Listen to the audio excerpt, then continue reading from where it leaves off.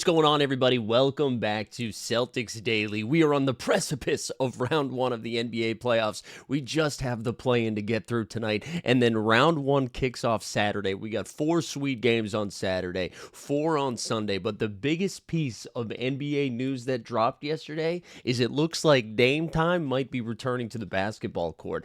Dame suffered what is described as a blood clot, and it's something that Wembanyama has dealt with, and he got shut down for the season. We saw Sar Thompson deal with it last year, and he got shut down for an extended period of time. And if you can go way back in time to Miami Heat's Big Three, this is also what Chris Bosh dealt with. So when Damian Lillard was dealt this blow just about 6 weeks or so ago, it seemed like his run with the Bucks this season anyways was over, unless they went on a wild, deep postseason run. But even that seemed not likely, mainly because of the health, but also because of how the Bucks have been playing, right? Well, we just got news yesterday. Actually, it was a couple of days ago we got news that Damian Lillard was not going to be ready for the start of the NBA playoffs. And then word got out yesterday, first reported by Shams over at ESPN, then even Milwaukee Bucks tweeting out some eye emojis. It looks like Damian Lillard is going to be back for round one. Now, we know he's already been ruled out for game one of this series against the Indiana Pacers, but it could be he's back as soon as game 2. If I had to guess,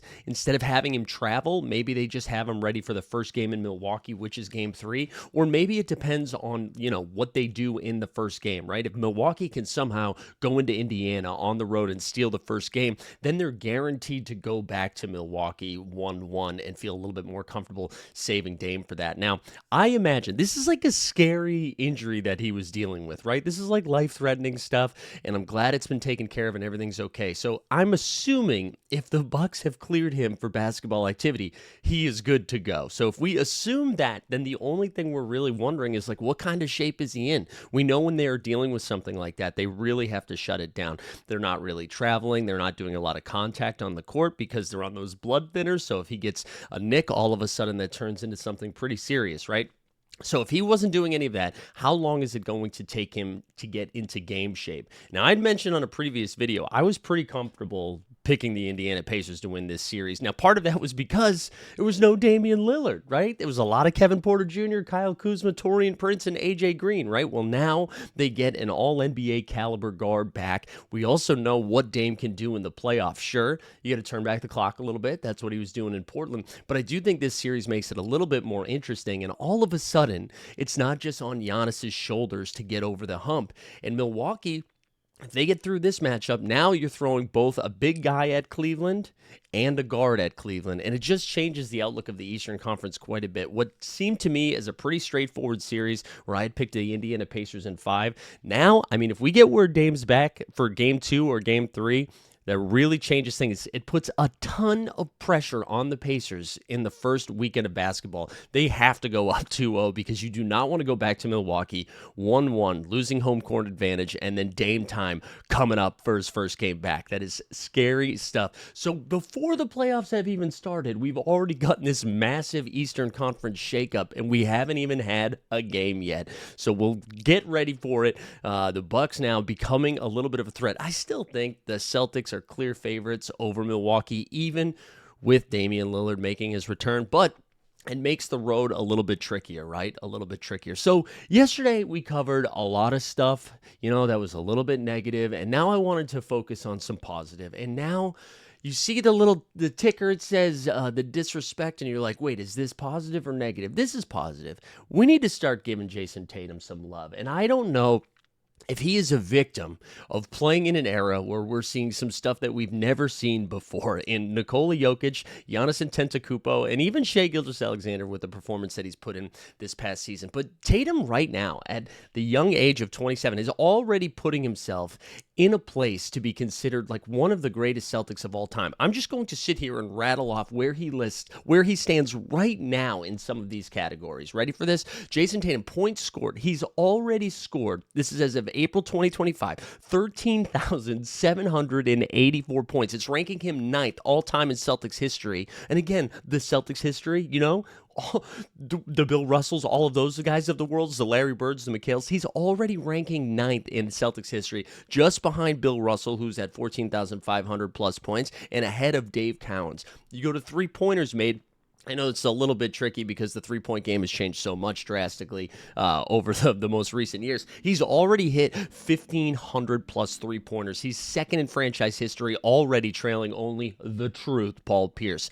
Oh, you think he's only doing it on the offensive end? He's recorded 639 steals. He's fourth in Celtics history behind the truth again, Larry Bird, and Rondo, who's at 990. So he's got a ways to go to get into that top three, but to be fourth already. And then even blocks. He ranks ninth in franchise history in blocks. He's got 384. He's just behind my favorite player as a kid, Reggie Lewis, which if you're not watching the Celtics doc on HBO, they had a lot of love for Reggie Lewis. Go check that out. And he's ahead of Kevin Garnett with 394.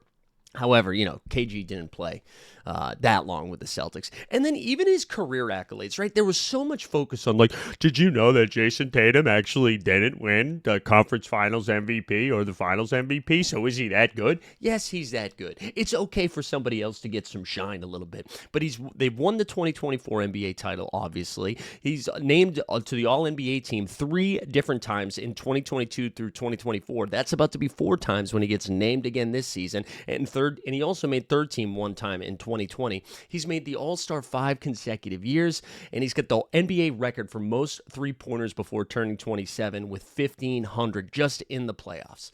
Now, I think for Tatum's legacy to truly grow, you need to see some more rings come their way. And this is going to be a great opportunity and a great test for the Boston Celtics to continue to do that. But I do think that Tatum just kind of goes under the radar a little bit. And I know it's because Jokic is putting up 60, 10, and 10 against the Timberwolves in an overtime loss. But Tatum should also get credit for a little bit of Iron Man love. Sure. He's not doing what Mikal Bridges is doing, which is checking in game 82 and fouling 5 seconds in to be like, I played them all. Congrats, Mikal Bridges. Do it in the playoffs, bro. But let me just rattle off games played for Tatum in his career. Ready? His rookie season, he played 80 of 82 games. The second season, 79 games. Then in 2019-2020, he played 66 games, which I believe is the shortened season, so that's COVID.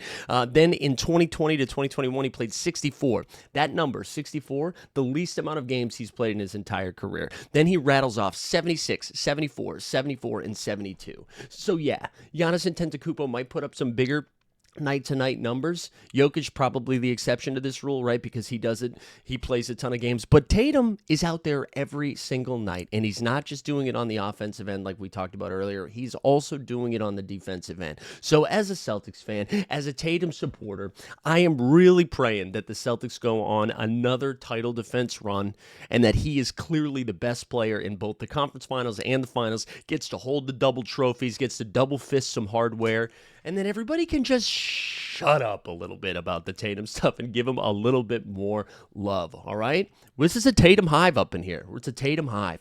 That journey for the Tatum love starts this weekend against the Orlando Magic. Game 1 of round 1 for the 2-seeded Boston Celtics against the 7-seeded Orlando Magic starts on Sunday, and I've been just trying to figure out what kind of advantage could Orlando have to actually extend this series a little bit. The one thing, Orlando is one of the best teams in the league defensively, period. But the thing they did maybe the best out of all their defensive accolades was shutting down three-point attempts. They were one of the best teams at defending the three-point line. And if you know anything about the Boston Celtics, you know that they have Tatum, Brown, White, Peyton Pritchard, Sam Hauser. Who am I forgetting? Al Horford, Porzingis. They've got all these guys that can shoot the three. That is like the core, the key of the Boston Celtics is that 1 through 5, they can spread them out and knock down triples. They are going to three-point you to death. So now it's like the immovable force and the unmovable object. I definitely screwed that up, but we're going to continue.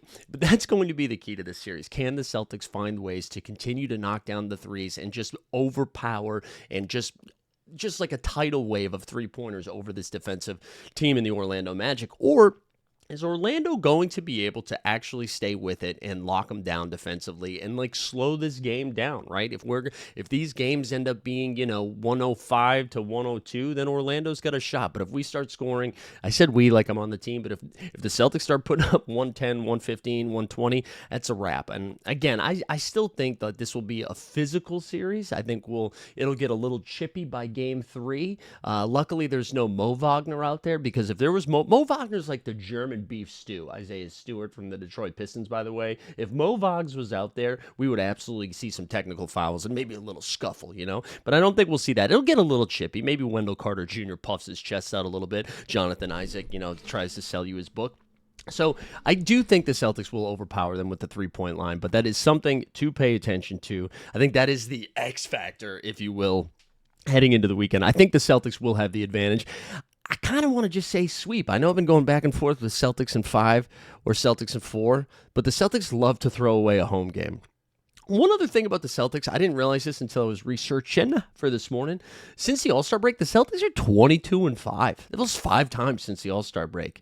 And again, I feel like the vibes around, or like the national media talking about Boston, it's like, is Jaylen Brown healthy? They had it so easy last year. I don't know, man. I feel like the Celtics have been on a tear right now, and I'm hoping they finally get a little bit of love that they deserve.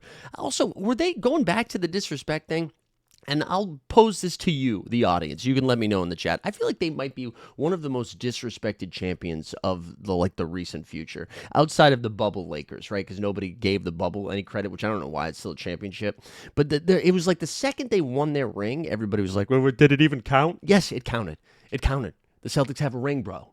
All right, let's wrap it up. Let's talk about this weekend because, again, as I mentioned, the first round gets started this weekend, and we have some games on Saturday that I'm very excited about. And you're like, hey, Mike, listen, I'm a Celtics fan, but I want to watch something on Saturday. And I'm only locked into the Beantown Boys, but I need some games on Saturday. Here you go.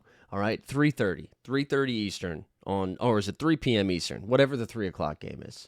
We've got the Denver Nuggets, the 4 seed, hosting the Los Angeles Clippers, the 5 seed. I can't wait for this series. It depends whose ACL is going to hold up the best. Is it Jamal Murray's or Kawhi Leonard? The Clippers have been an incredible team the second half of the season. Kawhi's been averaging like 25-7 or 25-8 since the All-Star break. The one concerning report I had is they were using Ben Simmons in practice to beat Nikola Jokic. Shh, that ain't the same, bro.